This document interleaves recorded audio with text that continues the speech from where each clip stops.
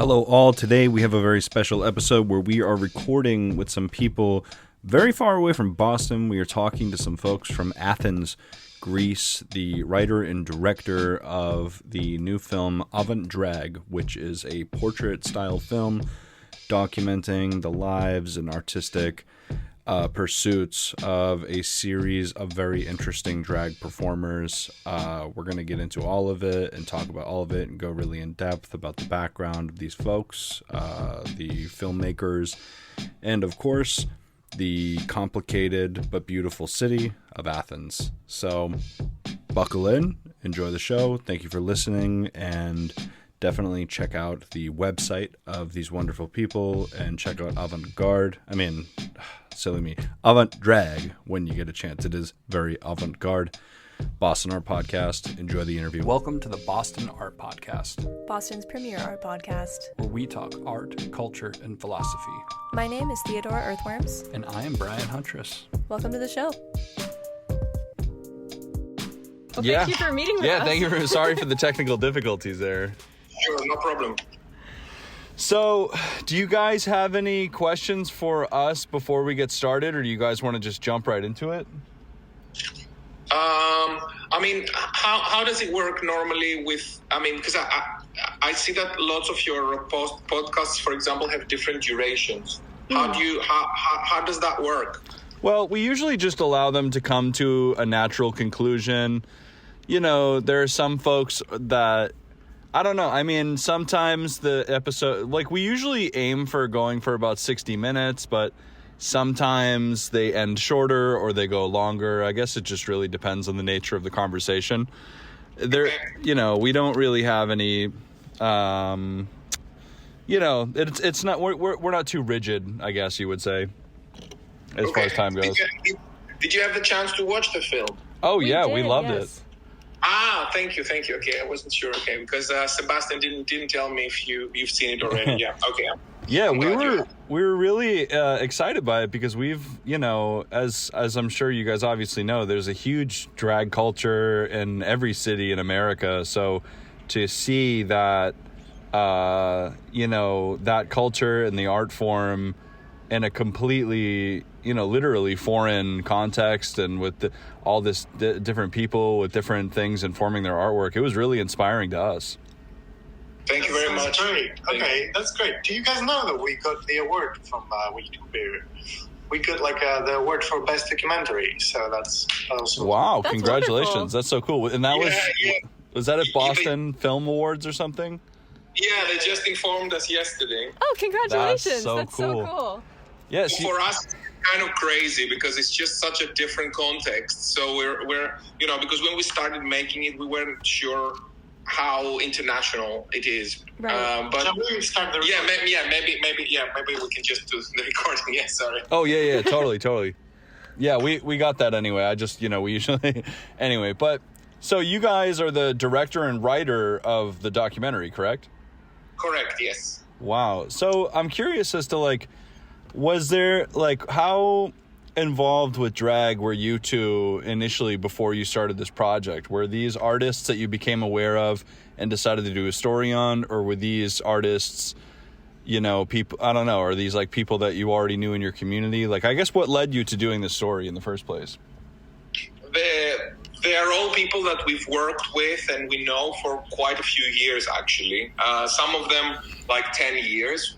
We've been involved as an artist duo. We've been involved with the queer community for more than 10 years in Athens, with the creative and activist community in Athens. So a lot of these discussions and creative things were around us in a way. So it's not like we went and found these people. These are people that we very much know and have worked with and admire their stuff for a while now. Right. And I think this is quite central because we didn't want to do a film about something that we really don't know. It's not like this anthropological kind of approach, that we just go and find some people and we watch from outside or something like that. We're hoping that the film shows that we are in a way a part of this community. And did the artists themselves know each other beforehand if they were part of the same kind of circuit in Athens? Yeah, I mean, some knew each other more than others, of course. Some are, like members of the same kind of houses or families or communities. Some knew each other a bit less. It's not such a big scene, it's not like a huge scene here in Athens and in Greece in general. So yeah, I would say most people know each other, and especially the people that do the more political things, because not everybody does political things. This is the stuff that we are showing is on the more political end of the spectrum of what exists in drag in Athens. Right. Speaking of the political angle of it too, in America, drag can be taboo or looked down upon by conservative people. I find it so profound to learn from the documentary too. Like here, our nationalist heteronormative identity is like 250 years old, but the Greek nationalist identity is like thousands of years old.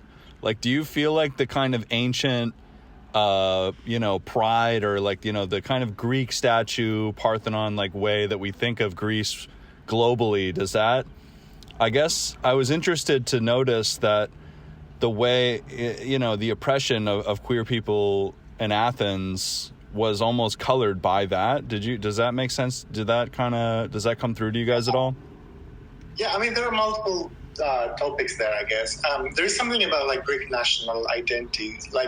There is this fantasy that Greeks existed forever, for thousands of years, and they're pretty much the same culture. But this is not this is a modern kind of interpretation, because the Greek state actually is just 200 years old, and before that there was the Ottoman Empire, and there were all kinds of different empires that kind of occupied this territory. Mm-hmm. So there are lots of the modern Greeks really like this idea that they are the continuation of the ancient Greece, but in many ways they are not. So it's a bit of a nationalist fantasy. Mm-hmm. So that there is that element, and the other thing is oftentimes, especially people, from abroad, they think because, there is this quite overt and obvious homoeroticism in ancient Greece, they would think that people in modern Greece are more chill about gayness, yeah. which is not the case at all. Greece is a very homophobic country. It's one of the most homophobic countries of the European Union, for example. And there is an interesting tension there.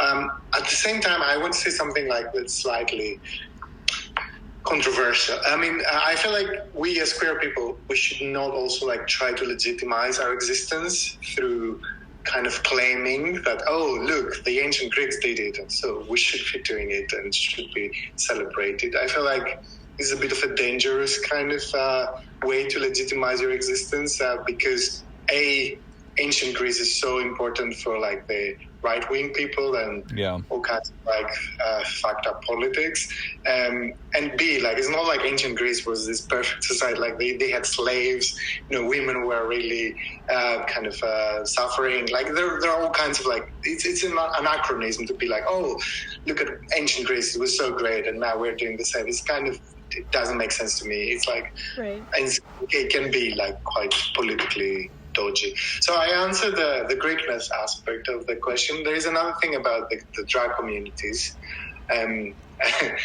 which I feel like in America, obviously, it's quite interesting because drag has never been more mainstream than it is right now in America in many ways.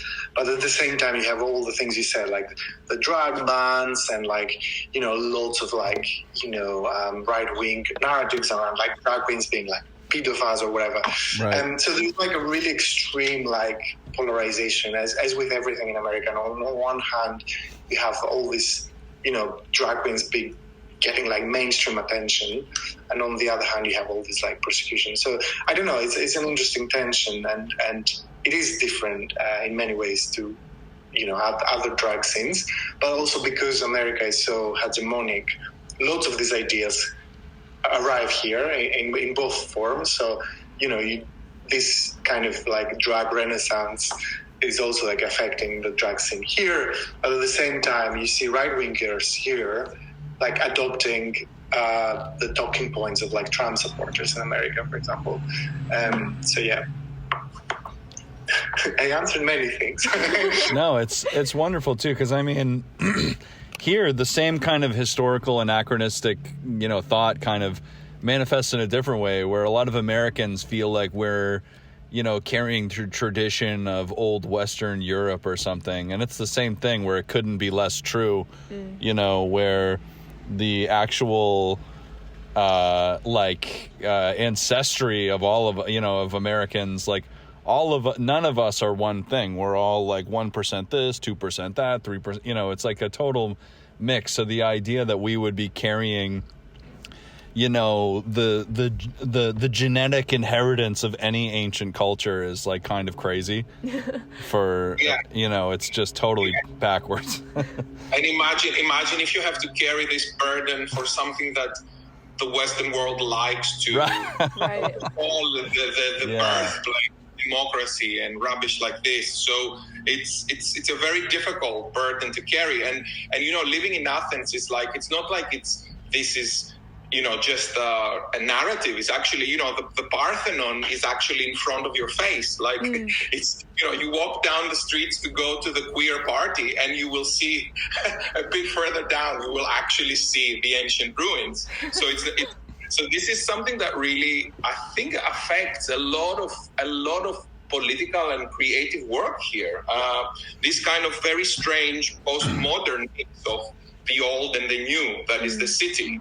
And also I wanted to say something kind of related, but starting a little bit from what you said about cultures that are mixing. I think we tried very much in this film to discuss with the drag performers how different sides of their culture are kind of coming together, and how they all have very interesting mixed backgrounds, and how in terms of like not just where they're from, but also class and gender and so on. And because I think what we wanted to show is that drag can be a tool to navigate, in a way, a lot of different identities that are kind of mixing, that are meeting each other, and in a way to play with these identities, as opposed to just drag being this kind of entertainment thing.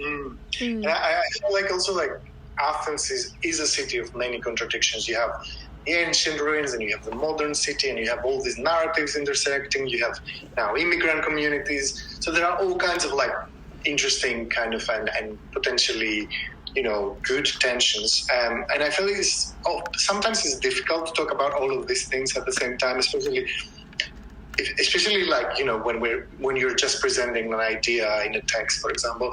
Whereas with art forms, you can kind of almost like portray contradictory ideas and explore contradictory ideas, and some elements that are more traumatic and some elements that are more celebratory. You can bring together, and I feel like this specific drag performance of Avant Drag, they do this really well. They bring together all kinds of like references, personal stories, big narratives, like local and international histories, but in trauma, personal trauma, and it all comes through their bodies, which I think is quite a strong, like effective way to communicate these things that are really difficult to discuss sometimes, in a normal conversation, which I personally really enjoy, and I think is politically also quite exciting. Right.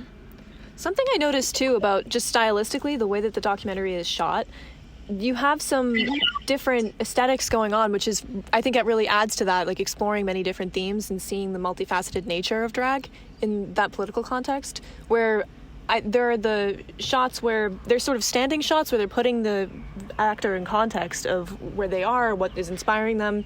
And then there's these more theatrical shots where they're kind of more performing. And then there's these conversational pieces, especially at the end, that are much more politically focused, where they're sort of discussing, while in drag, but discussing the context.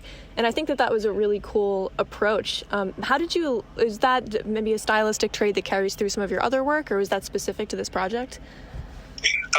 We generally do tend to mix approaches and media and styles. Like, this is something that we've always done in all our work, films or performance pieces or curatorial work, because we've been doing different things over the last 10 years. But especially here, we knew from the beginning that we wanted this to be part of the language of the film.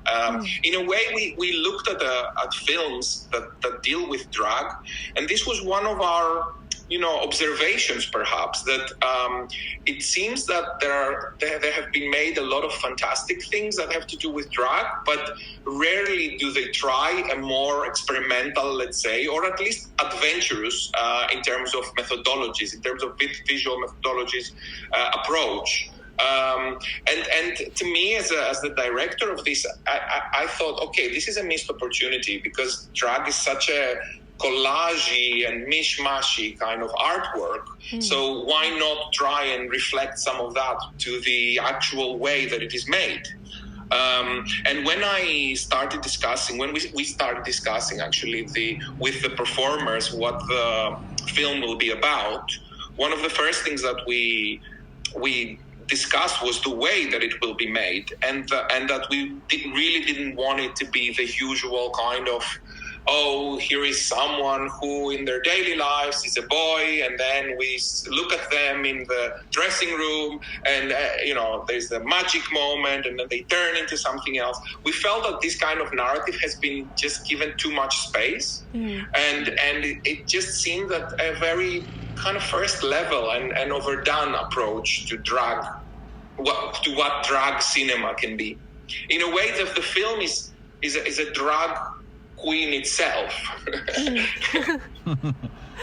One thing I really thought was a really wonderful meditation in the film was that the tie-in with this other performer and friend to some of the cast that was, their life was taken, they were murdered in the street, and I thought that was a really wonderful, well, obviously it was a horrible thing that happened, but I thought it was really cool that you guys were exploring the fact that these people, your cast, they're doing this every day. They're, like you said, they're not living lives as, they're wearing these costumes and these uniforms and this look all the time. And I thought it was really cool to see the differing, I don't know if I want to use the word consequences, but how, in America, people talk about all the time, like we were talking about earlier, the impact on drag performers here and what they go through. But I guess, how do you think the consequences for, a drag performer in Athens differs from a drag performer in America? I mean, it's a really important starting point for us, the murder of Zach Yo. Yeah. Because Zach was a personal friend of most of us that participate in this project. So it's it's not like a hypothetical, it's something that happened in our community. Yeah. And I think there are it almost defined this era. There's everything we did before that and everything we do after that, because we changed as people, really. And so I feel it was really important to bring that in the film itself, because Zaki was a drag performer and also an activist. Okay, this is the one part. Yeah. And I don't know if you want to add something about that. No, I think you've covered it, yeah. And the thing about the street violence, and I feel this is true in most places I've been, including the US.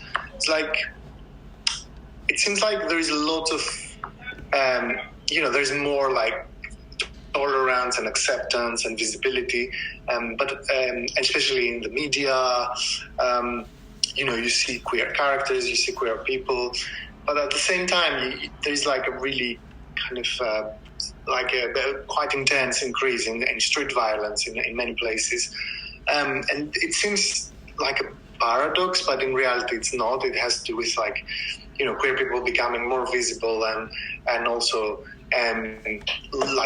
lots of political narratives targeting queer people, especially those that look queer. And I feel for some LGBTQ people, like, you know, you can walk down the street and pass as a normal person, whatever that means. But like for most drag performers, and actually the people that do drag, oftentimes, even when they're, you know, out of drag, you oftentimes, like, they present themselves in a way that's like gender non-conforming, and there is this kind of like constant like threat and danger that comes with it.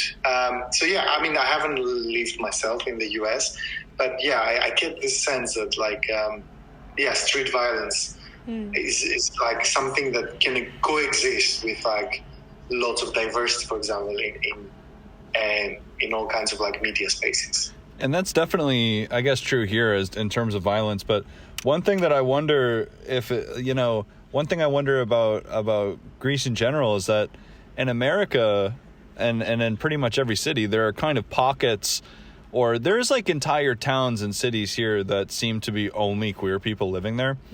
You know, like, you know, San Francisco, Provincetown, or something like Somerville. Like there's places where queer people here know, like, oh, if I live there, I'm probably going to be a lot happier. Things will be easier for me.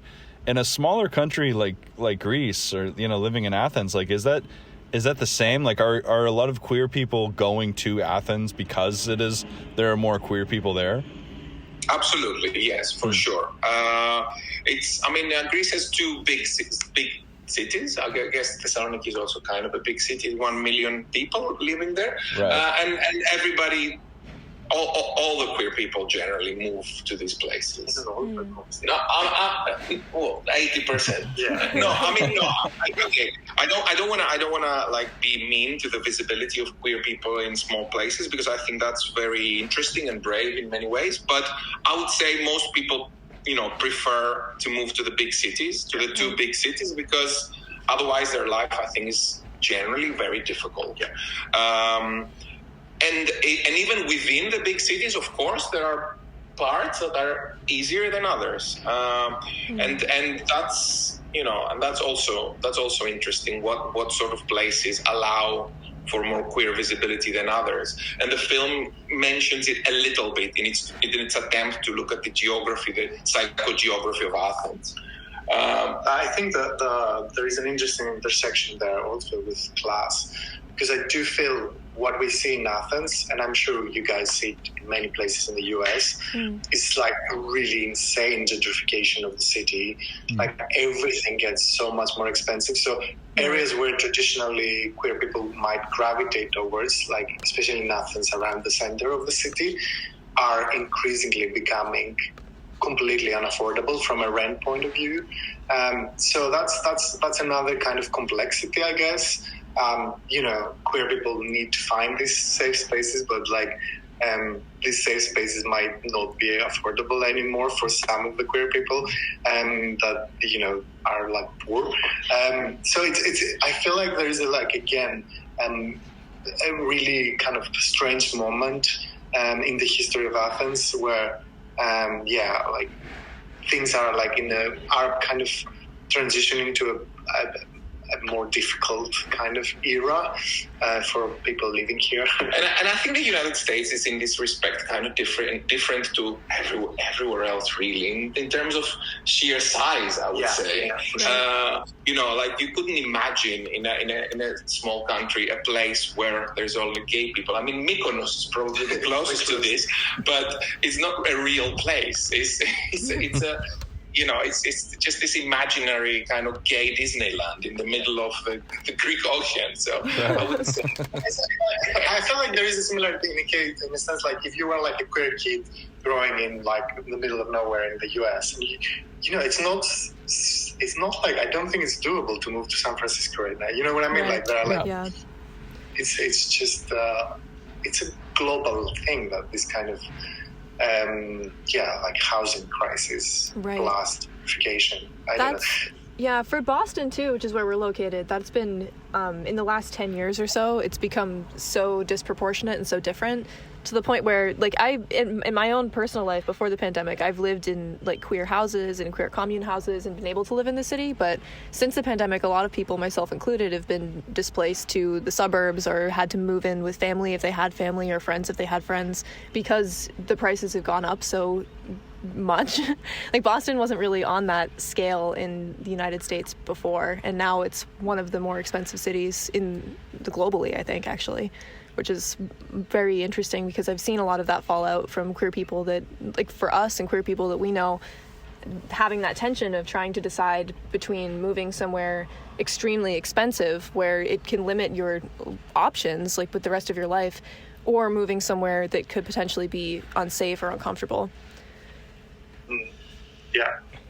I mean, Athens is still, I mean, one of the things I think people who visit Athens from different parts of the world at the moment, some of the people that are coming from cities like New York or London and so on, they are, I think, they have this kind of nostalgia, emotional moment with Athens because it's just not gentrified yet as much as other places, and it still has like squats and like parts of the city that there are no buildings, and it's just like they're run down and things like that, and red district light areas and red light district areas and so on. So I think a lot of people are find this Athens thing cool, and actually one of the things that we wanted to do with this film is we wanted to, in a way, also kind of create a document of this underground time, because I don't think it's going to stay for much longer like this. Right. Yeah. And some people would have said that already we are late, actually, and that it was like maybe up until 10 years ago it was like the right time to make a portrait of Athens. But I still think that there are elements of, for example, people are surprised with how much like street art and graffitis and things like that are still around here. Not that it necessarily is always very pretty, but it just shows a kind of like ease with using the space that I think is going to be, it's going to change very soon, and it's already changing. Yeah, for sure. Oh yeah, and it's funny you say that, because literally every DIY art community or music community I've ever been witness to or been a part of, no matter where you go, everyone says, "Oh, you should have been here 10 years ago." Literally. So, but something else I was curious about too was that a lot of, if you think about it, technically speaking, all of the cast were visual artists in some aspect, but a few of them were even, painters or people making, visual art in a more traditional sense. How do you feel, like, do you guys find in Athens that the queer community is kind of supported by like the galleries and more traditional art spaces around, or do you feel like there's a big divide there too in the arts as well? Yeah, I mean, there is one scene in the film that one of the people doing Veronique, who is a painter, she says her relationship with Greek art is like two parallel lines that never meet each other. So I'd say that there is nothing. You would, it would be very difficult to find interesting queer stuff in galleries.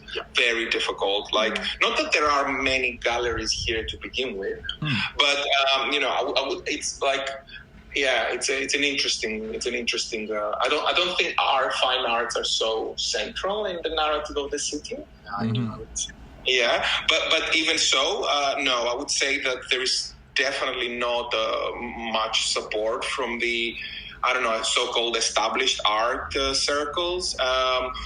And for sure, there is nothing when it comes to like state funding and stuff like that, like zero. There's absolutely nothing. So how come then you have people who are drag queens who are also painters? I don't know. I guess it's this particular time in the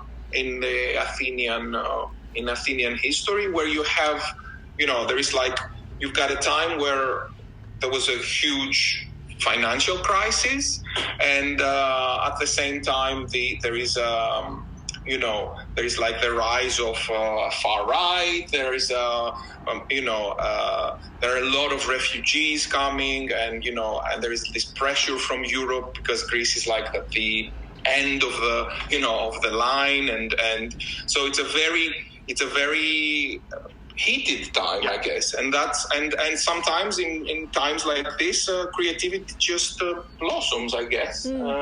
It's for sure. And I think that's why this is happening. Oh, and also I would say something else.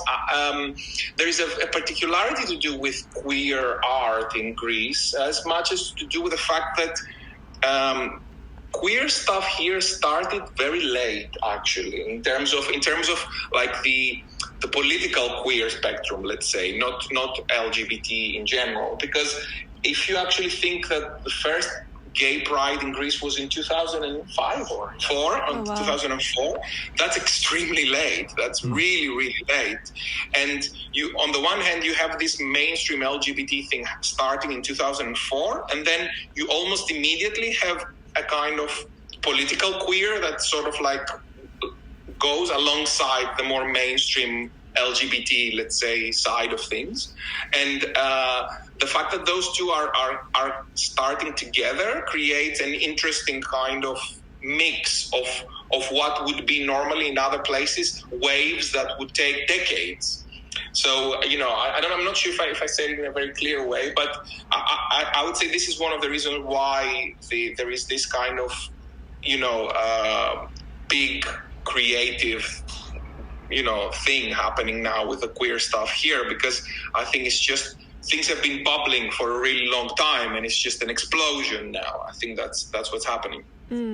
I think it's interesting. I feel like there's a push and pull between that conservatism and the creative drive of the community, where when some things are leaning heavily in one way, I feel like the other kind of tends to rise up, which can be something very oppressive and horrible on one side of the lens, but on the other side, it can produce such beautiful art and such beautiful expression and people that are so willing to present in spite of those conditions, which can be really good for things like an art scene or a drag scene.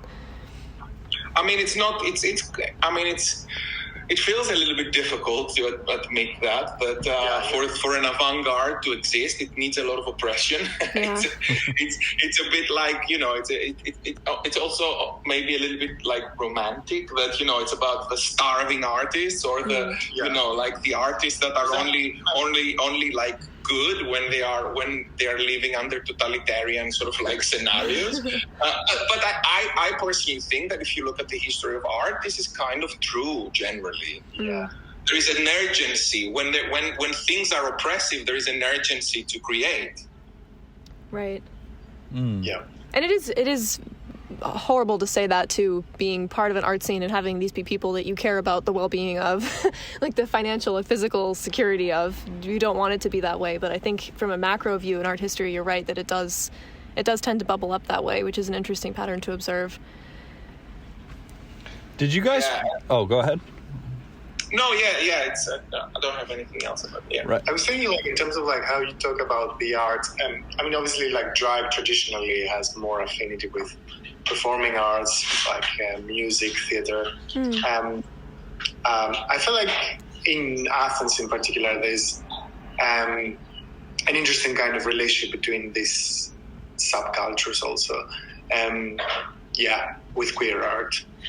So, it's interesting in our film we've shown the painters, basically, because that's not the first association we have when it comes to drag. And I mean, go ahead. I think this is also due to the fact that because of what, I mean, I'm not sure if I explained it too well, but because of these multiple waves that I was describing before, there is, the queer creativity has a lot of connections with like political movements, and like it's not like we had 20 years here of, let's say, more mainstream LGBT stuff happening, and then we had the time to build mainstream LGBT identities, and then we can do the more intersectional queer interesting stuff. It didn't really happen this way. It's just you just have this huge divide, generational divide, like huge. I mean, I think that's kind of everywhere in the world, but in Greece, I would say it's just massive, and and there are the kids that are that are young now, they do not see anything relevant to their lives in what their grandpas, for example, would describe. Like there's no relevance at all in their lives to that, and so they try a lot of things, and I think that's what we wanted to show in the film, that that drag can be essentially a part of a very experimental kind of nature of existence and creativity and so on. And reclaim it, if you will, a little bit from the spectacle. I have a little anecdote from my personal story. So I remember when I first moved to Athens and I was involved in the queer scene. It's been 15 years now, and I wanted to make a queer zine because I've heard this is what you're supposed to do. There was no history of queer zines in Athens. There was no other, there was one queer zine. And so I kind of felt, for example, that a queer zine, of course, it would be like experimental poetry. And then later on, when I moved to London, for example, I would go to the big zine fairs, and I was so excited to see all the other zines. And I was like, oh, these are different. They're quite basic, quite repetitive, and quite, And I was really, because we didn't have this history, basically, we were more kind of experimental and wild with what we thought. And I feel like maybe that's the same with drag, because there hasn't been that many, drag generations. Young kids, they are yeah, of course I can be I don't know, I can do a drag show in a club as a fruit, or as a, or do something as really explicitly political, because they are figuring things out as they go, and there is more freedom maybe in this kind of lack of genealogy. I don't know.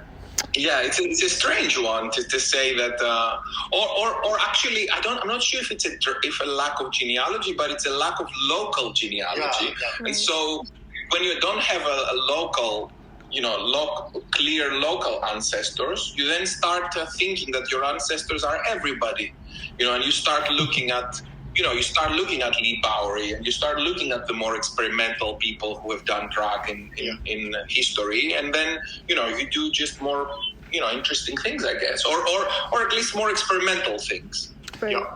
Yeah, and that's a really interesting perspective on a local ancestors and not having that example, and because we've talked about this so many times where we've spoken to a number of performance artists or talked about a lot of different, specifically international performance art, and I don't know if it's just our bias or something, but I have found that so much American, so much international, in particular European and Asian performance art tends to be so much more for lack of a better word, just fucking crazy and just out of the box than American performance art. And I almost feel like it's a lost art here. Well, of course we have, this major, very mainstream drag culture and stuff. But in terms of really pushing the boundaries performance art, it seems to be Americans do not have the monopoly on that, I feel like. And that was definitely evident in your film.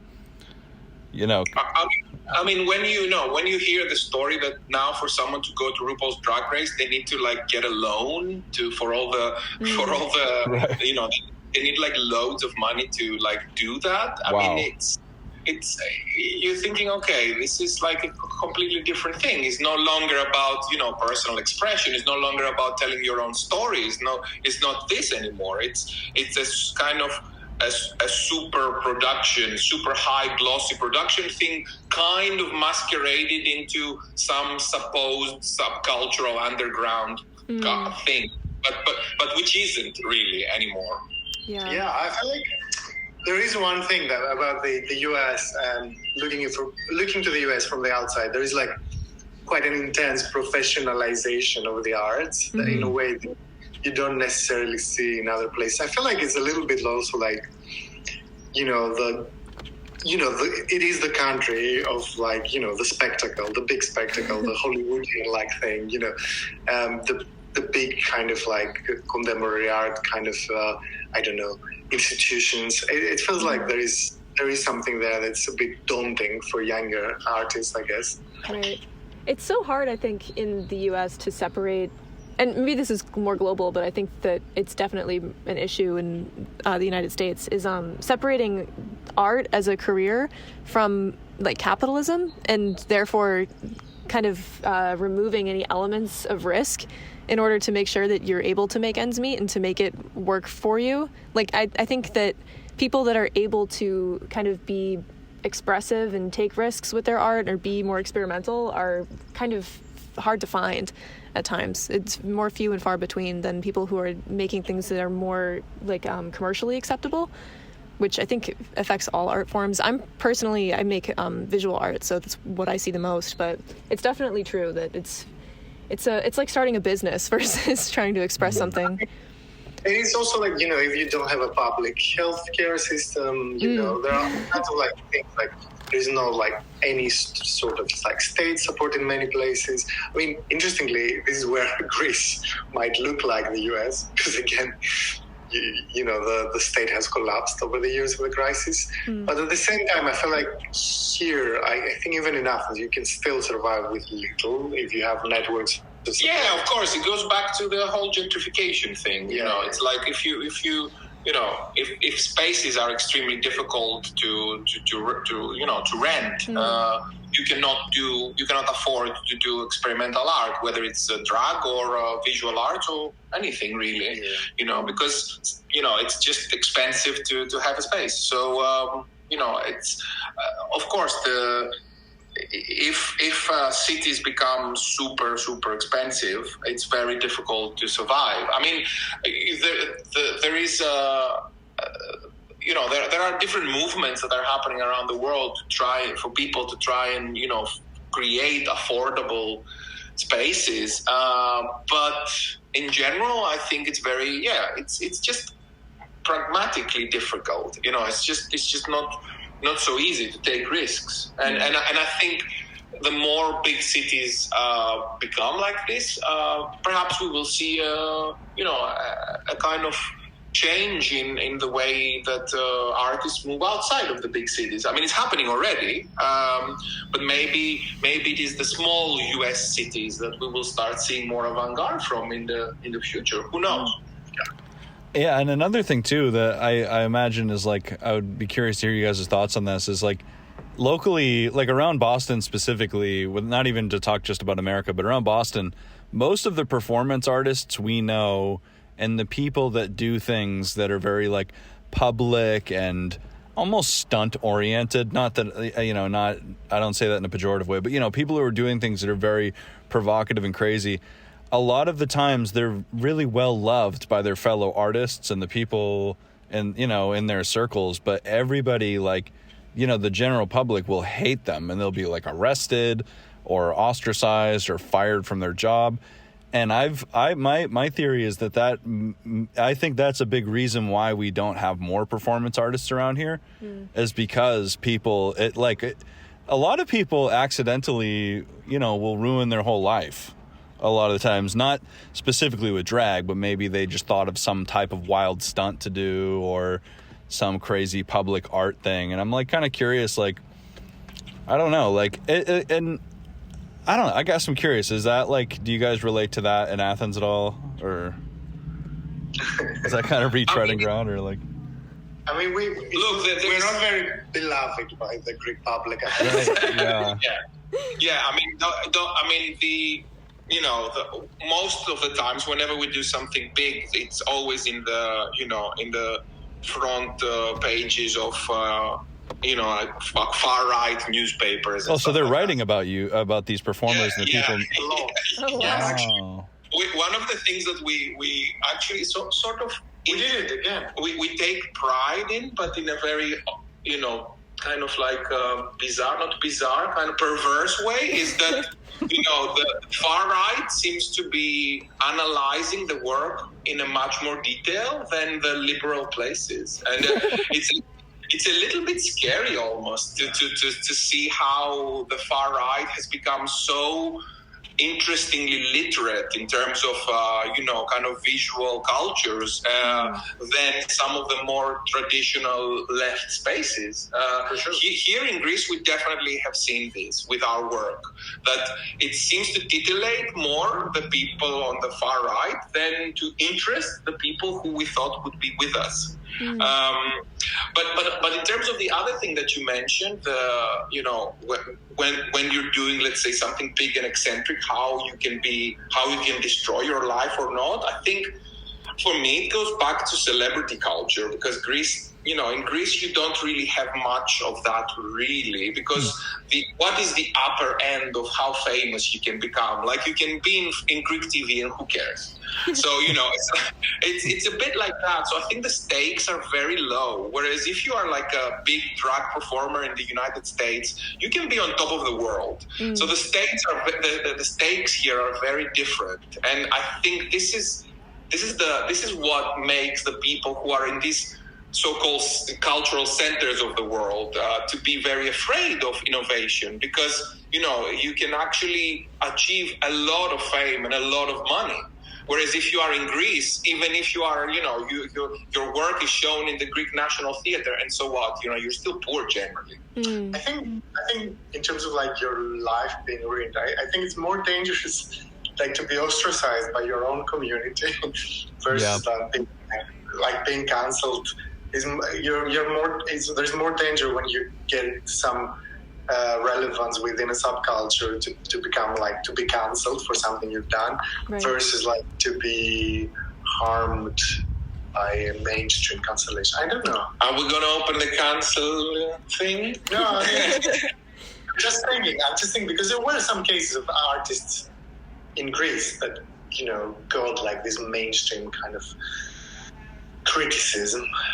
And that's such a big thing here. Like, I noticed, like, it was cool to see the cast discuss that at the dinner at the end, like, because make no mistake, I'm sure you guys know, like, there's artists and creatives that share backgrounds and origins and should be happy and get along here too, that are flaming each other and ripping each other down all the time. That's everyday life here.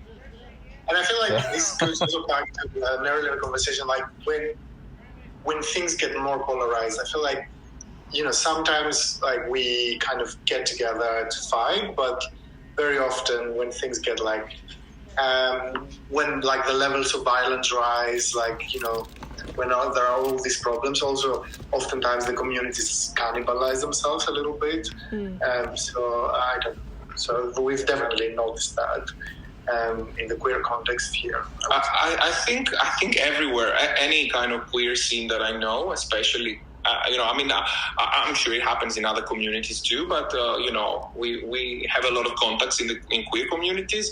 Everywhere there is this kind of like cannibalism, sort of intercommunal cannibalism happening, and that's, in my opinion, one of the reasons why you have this kind of really strong alt-right on the other hand, because while we are busy kind of eating each other's flesh, they are just trolling and like happy to like meet in each other without necessarily agreeing, but just being whatever people, but just not arguing with each other, and somehow they seem to achieve this kind of unity more than places like identity politics places, and it's a very disturbing and very heartbreaking kind of thing. I somehow think that it seems to be getting, in my opinion, a little bit better than maybe 5 years ago. I think the pandemic was also kind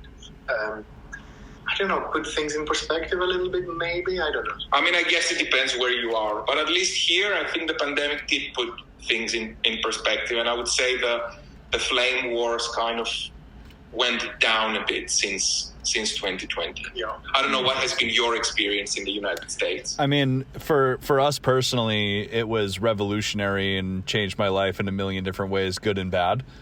I could say, as far as like art community goes, in my personal community, like it was super active and strong, and like so much was happening all the time. before COVID, and everybody took that for granted. And then COVID came and, fucking just completely wiped away every good thing that we had. And now it seems like, now it's like, I would say the art, my life as an artist now is significantly better, and things are awesome, and I'm so happy. But I think that I'm remiss to, I'm hesitant to say that it was better before, because everybody took everything for granted before COVID. Everybody thought that, the cool DIY art space was never going away. We were always going to have opportunities for shows. Everything was great.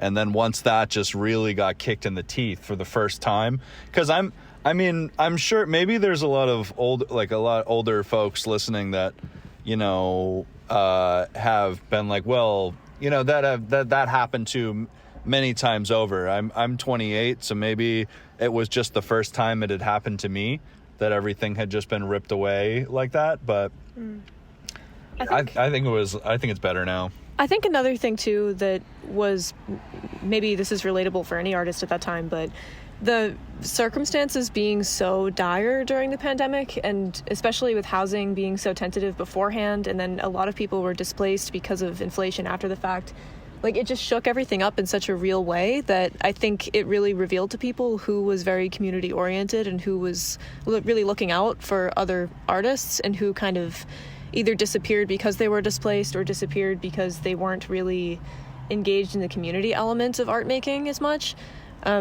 So I think that some people fell away, which is really unfortunate, but some people, I think it really created stronger bonds.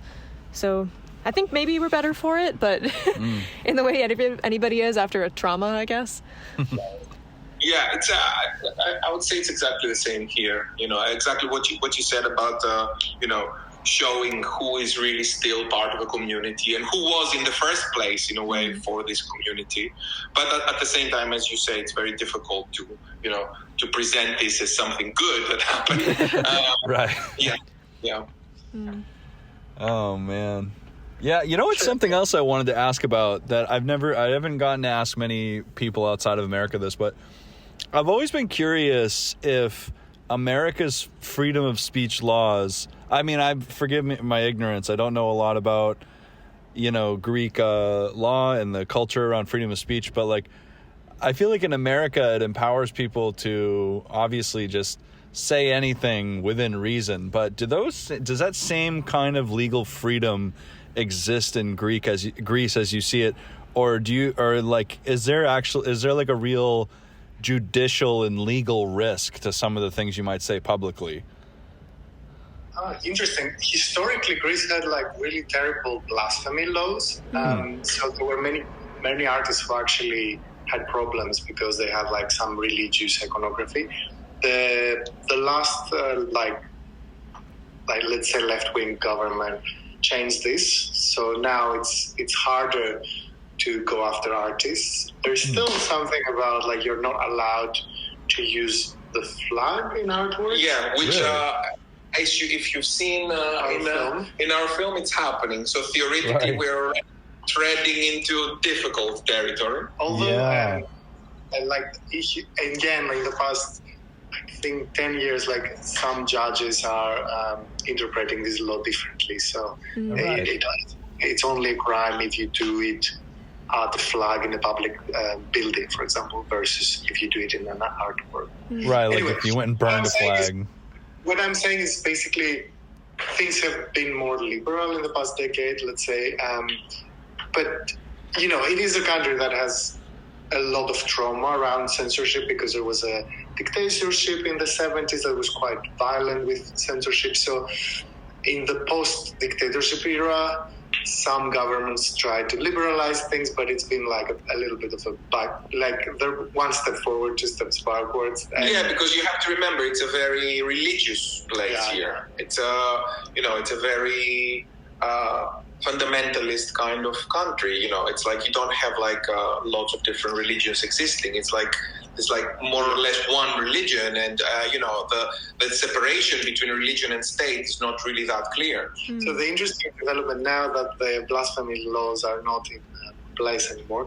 Some right-wingers are trying to use the anti-racist law to go after artists that kind of make fun of Christian stuff, as if it's like discrimination against Christians. But Of course they are. Fucking it hasn't really assholes. worked out because the judges are not like taking this. But we were like someone sued us for anti-Greek racism, Oh wow. but it didn't. The judge dismissed the case. So That's good. Right. That's like such a thing here where they try, people do like the Uno reverse card on oppression, where they're like, you're oppressing my oppression. You're removing my right to discriminate against you. Yeah. That's really interesting, though, that the changes were so recent, within the past decade or so. yeah, and the anti-racist law is also super recent in Greece, and yeah, I don't know how is it. I mean, it's obviously very different in Europe versus in America because you have is it the First Amendment or freedom of speech or whatever? I don't even remember. Is it? Because in Europe, the past like 20 years, and there is a lot of discussion around like anti-racist laws everywhere. European Union has a similar kind of line. So, like what are the things that legally you cannot say to avoid inciting violence? Right. But obviously, it's a very subjective space. Yeah. Yeah, also because it's like in a place like the Netherlands, for example, you have like this super attitude of we are really open and this and that, and then they have like these very vibrant kind of blackface rituals. Right. Yeah, I've seen that. Yeah, and so it's like okay, on the one hand you present yourselves as this kind of like purveyors of like European enlightenment, and then on the other hand you have that, okay. But also like with the freedom of speech thing, like so lots of the anti-racist laws in Europe have been like weaponized against pro-Palestine kind of activism. Right. So it's obviously like something you cannot have one answer to every case because it is very subjective, I think. That's definitely the same here, is because in here everyone's talking about hate speech. What is hate speech? What isn't? Or and it's the same here, where it's definitely very convoluted and has a lot of layers, and people attempting to abuse these either obliterate the law completely or just abuse it in a way that serves their hateful ideologies and purposes. Right. Which can put artists in a very precarious position. Yeah. Absolutely. If you decide to do political things, I mean, it's not like, I mean, we should clarify that it's not like there is so much political work of the style of Avant Drag in Greece. Yeah. It's a very dangerous piece for what normally gets produced here. We haven't shown it outside of the big film festival that happens here and was shown only once. It hasn't gone to the cinemas yet. So we don't know if we will end up, on the news because of demonstrations or anything like that. So, legally, I don't think that we have an issue, but culturally, I don't know. We'll see. It remains to be seen.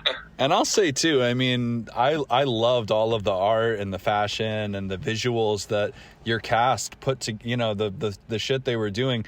And I'll say too, I mean, if it's like, I'll say this, I think that the visuals and everything they were doing would probably be considered really avant-garde and crazy here.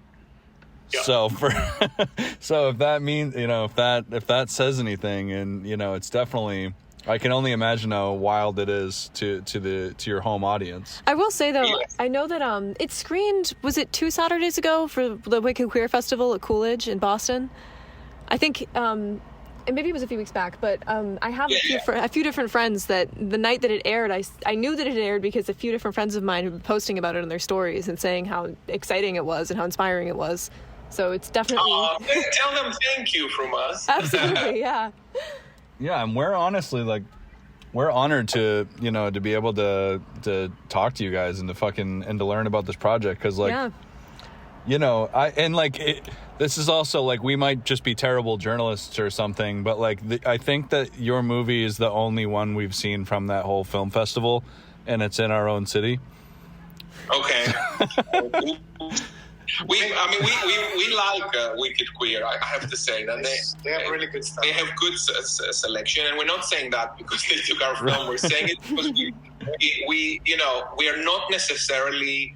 I'm personally not necessarily a fan of a lot of queer film festivals around the world. I think generally queer film festivals tend to be, in the last 10 years or so, they tend to be very risk averse. There is a kind of Netflixization of queer narratives, I would say. There are so many of these kind of boy meets boy films, that it's like just, 1980s American rom-coms, but just with two guys. Yeah. Right. and often I'm very, very bored in these festivals. So I would say Wicked Queer is one of the ones around the world that really tries to keep contact with a sort of queer underground, and I think that's a good thing, and kudos to them.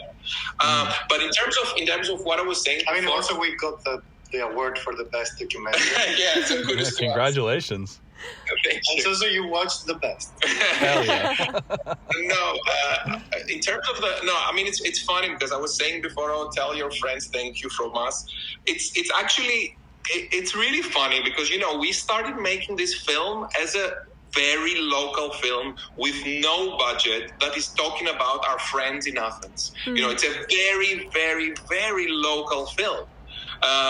We didn't think that this is a film that would be exciting or even useful to audiences abroad. And I think to see that, we're thinking, okay, we've done something right here. Because, it's like, it seems that it's moving or exciting people who are very far away from our reality. So maybe our local vision somehow kind of has a global kind of importance in the way that it believes in itself. I don't know, that it believes in experimentation in drag, or in a queer creativity that is not just spectacular but actually complicated, and and maybe in places that queerness is no longer dangerous. Maybe people have forgotten that queer history has this connection with which is not really that far away. Like the 60s are not really that far away to think that people were like, things were dangerous, or in the 80s a lot of people were dying. We have very, very difficult histories that are fairly recent, but we seem to have forgotten them, I think.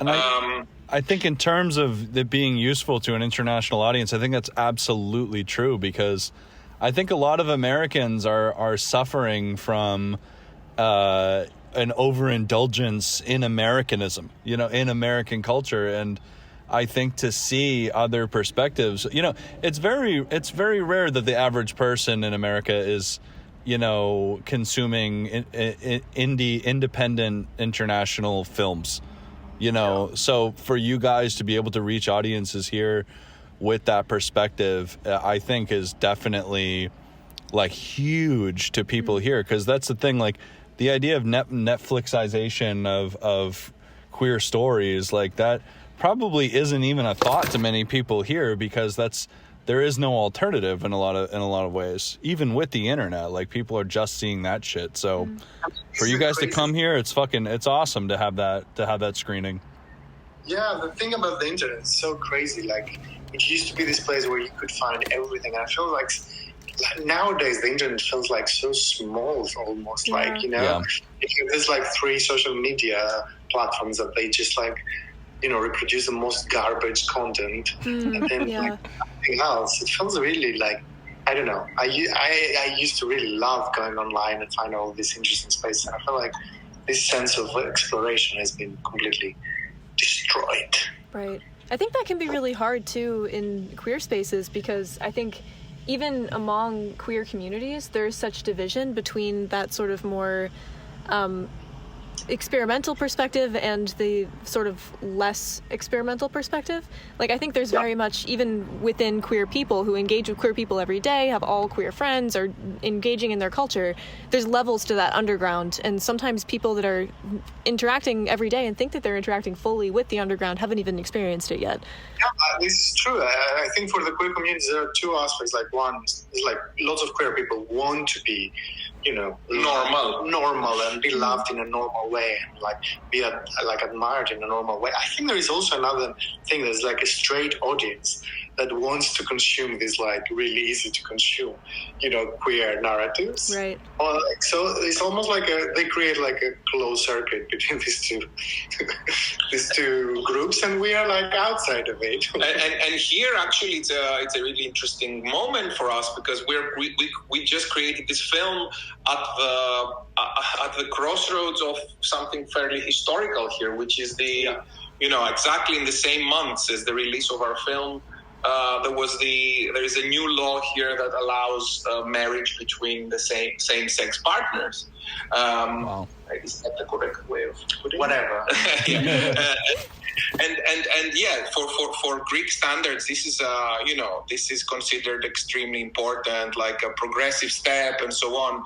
Right. But there are still, of course, many people who are like, yeah, but marriage was kind of crappy in the first place. Why do we want to get married? It's like, so there is, okay, I understand that some people are saying, okay, now that we have the same rights as the other, we can all work together to destroy marriage in the first place.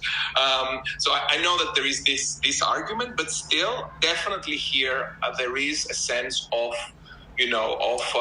this kind of importance of homonormativity, of like just what can we do to like, to fit in and have these kind of normal lives. And yeah, I'm sure that for a lot of these people, our film is too strange. And we've seen it also in terms of how the film is traveling at the moment. It's like, you would imagine that a film like this would be preferred by queer film festivals. Well, this hasn't been the case.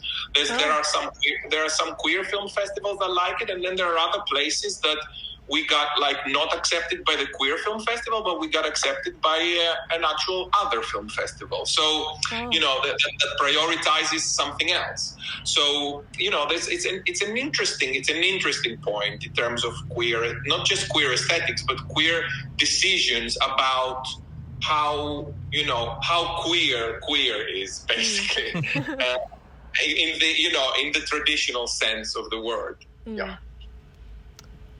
Wow, that is so interesting. I feel like that exists in maybe an overlapping circle of the Venn diagram in art spaces too, of people kind of not necessarily accepting all art as art, or that's not valid art. So I could see where this film might fall at the intersection of both prejudices, I guess. Yeah, and I mean, for us, it's like, to be honest with you, it's actually, we don't mind this. Like, we think, okay, if it moves some queer audiences, this is great. But if it also moves some audiences that are completely different, okay, that's very interesting, because then it means that it's doing something intersectional, which I personally prefer than if it was just a film that just, preached to the converted, and just like circled around queer audiences. Yeah, and I don't want to reiterate too. I think Boston is like one of the best audiences you could have had for this kind of thing, because even though like drag media or like popular culture like has so much LGBT content in it right now, like Boston is like, I wouldn't call it a conservative city in the same way that I would say that about like, I don't know, like Charlottesville, North Carolina or something, but like, it's very conservative in the sense that it's very, the bulk of people here are people working in finance, people working very, very, very corporate settings, medical jobs, like everything's very expensive. Like it's a very, very clean, sanitized place, and one of the most notable gay clubs in Boston ever was like bulldozed fucking a few years ago to like build a who knows what lab space or something. So like I think that like a Boston audience, like I think most people here would agree that like we like need that energy that the Avant Drag brought, you know. And if like, you know, the idea that like you would never see a human statue or drag street performers here, like, or graffiti most or places there's even. barely even graffiti in most places, right? Like it's very like, it's very, I don't even know institutionalized. Yeah, maybe? it's very shiny. Yeah, which you to know? compare, like we've talked to artists that are older than us that we've met through our interviewing, and Boston in the 70s and 80s was known for like a radical punk scene, being able to rent a studio for $40 a month, like very, very, very different. And it's a really interesting time right now because it's been slowly changing anyway, but the pandemic really accelerated that. So I think that there's a underground built on a history of punk tradition anyway in Boston, and then there's a queer community within that I think are kind of experiencing that tension we were talking about earlier that I think really resonated with this piece and will continue to if it screens here in cinema.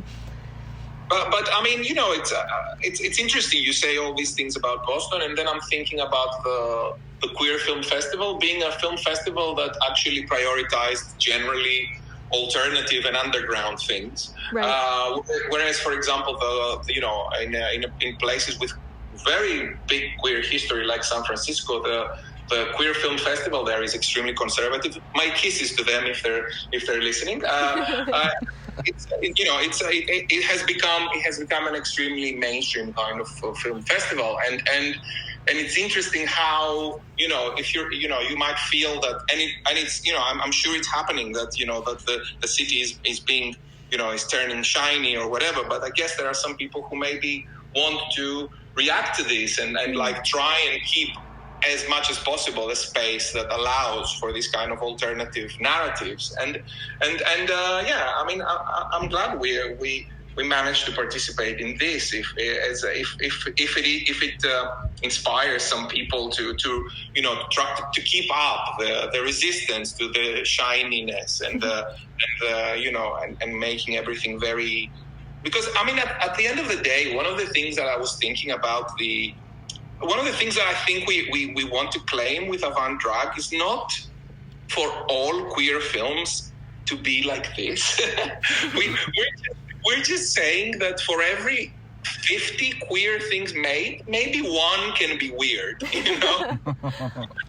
Like, we would be happy with this kind of percentage, I would say. It's just that slowly things are like going to this place where it's not even that kind of percentage. And so, and I'm not, maybe I'm talking here about queer, but I could say the same about the arts or, you know, whatever, like the idea of just eccentricity, you know, doing things that are unexpected or avant-garde or experimental or whatever, you know, with TV, for example, it's like, you know, you have like 100 channels, but then you don't have one that shows like experimental films. And you're thinking, surely out of 100, one could really occupy this space. It's not even like, we're not really wanting to, we don't want things like ours to become the mainstream, you know, because this is our space, but we want it to exist. So this is for me the difficult thing that is happening now. It's not even about wanting to occupy a lot of space. It's about just wanting this alternative to somehow exist a little bit. That's it. Yeah, absolutely. Yeah, well, you've definitely inspired us, to say the least. I was thinking about it for days. I had never actually really, like, I've never really had a real vision of what Athens is like. Like, I mean, I think I was definitely, you know, victim to this international myth, you know. Yeah. And I was very, you know, inspired and excited to see a completely different vision than what I had thought before. Yeah, I mean the you know, obviously the myth is real also, you know, like right, there is one of the reasons we made this film is because we want to show that no matter how oppressive your daily reality is, you can find ways, or you can try to find ways to tell your own narrative. And, you know, as the film says, in between cracks of the narrative, you can kind of exist. I'm one of these people that have this natural belief in the existence of the avant-garde everywhere. Like, I actually really truly believe that everywhere there is, like, you just have to, like, somehow, sometimes you just have to dig really deep and you have to go, like, really out of your way, and you will find some kids doing very messed up, interesting, weird stuff. You're absolutely right. Yeah. And this is a community, an international community that we, in a way, what I think Foivos was saying before is that the internet seemed to bring together this international community of weirdos, of, like, interesting people, before it was turned into these 3 platforms that only show the same 3 videos of cats. It was, you could find a lot of things once in a while in the wild west of the 2000s in the internet, right? And now it just doesn't seem to be the same anymore. I guess maybe it's a time to reclaim maybe physical space again. Yeah, I think that's happening after the pandemic a little bit. People are, like, trying to reactivate physical kind of artistic spaces. And maybe that's a blessing in disguise too, because I think having those real interactions in person can be so valuable too for your local community in terms of the bigger picture of sustainability of an arts career or an arts lifestyle. Like, having people to call or fall back on, or places to go to or crash if you need to, I think is really important, and the internet doesn't always provide. Yeah, absolutely. And for example, in our community, just after the pandemic, we created this small space, which also is showing in, like, some segments in the film, where now we do, like, small queer events and residencies and things like that. And that was something that was created in that era of around that time of the pandemic and making the film, and so it's like another thing that happened together with this kind of drag family telling its story in a way. So trying again to claim some space back, but also in a way maybe I don't know, maybe my I don't know if we need, like, a closing statement, but my suggestion would be sometimes perhaps what we try to do is to make things that are, I don't know, too big maybe, or to what do you mean? I mean that I think with Avant Drag we just, like, really focused on telling something very small that we know really well and we love, and we just started really small and see where we can go, as opposed to try and create, like, a big Greek film that goes in the, whatever, Oscars or whatever. It's like it's a different kind of mentality to actually think small and local.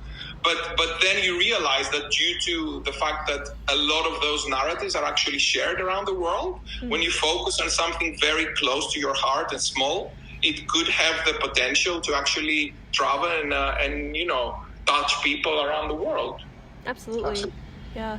That's awesome, man. Is there, so for the people listening, is there a way that they can stream Avant Drag, or should they look for it at a local festival coming soon? I'm afraid that we cannot really, because the film is still going to festivals. Right. We're not able to stream it, because this is something that generally the festival circuit kind of requests, that the film is not available for, like, general streaming.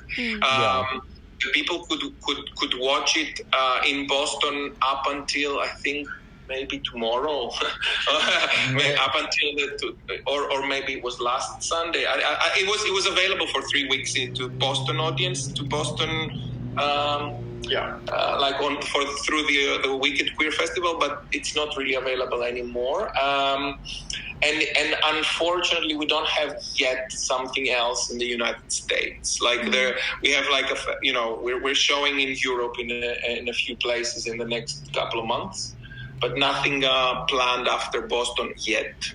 Well, regardless, you guys are a filmmaker and a writer that people should really be paying attention to and checking out whatever you guys do next, and whenever Avant-Garde becomes available to the general public, because we were blown away by what you guys did, and the cast and all the people involved. It was honestly, it was a wonderful film, and it really inspired both of us. Thank you very, very much, and we'll let you know when the next U.S. stuff.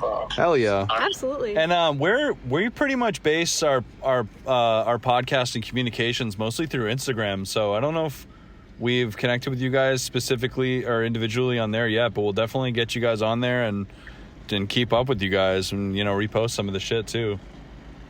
Great, thank you. Thanks a lot. Thank you. Thank you. Yeah, you guys are awesome. Thank you so much for joining our catalog of interesting and cool people that we've interviewed. I mean, we're very proud of all the people that we've had on here. So you're a very welcome addition. And thank you so much for sharing the film with us as well. I feel honored we were able to see it. Of course. And then thanks very much for this opportunity. It was a great discussion. Wonderful. Well, I hope you guys. All right, what time is it where you guys are? Is it early? Is it late? It's 7:30 in the evening. Oh my God! Oh. Thank you for making time to talk. Well, with yeah. us. I hope you have a great rest of your evening, and we'll have a great rest of our morning. Yes. Okay. All right. Talk. We'll be in touch. Great. Okay. Talk to you soon. Bye. Bye. Boston Art Podcast is an independent DIY production by Brian Huntress and Theodora Earthworms. The information contained in this episode represents the views and opinions of the original creators or our guests, and does not represent any institution, organization, or business. Find us on Instagram at Boston Art Podcast, and tune in for a new episode every Friday. Thank you for listening.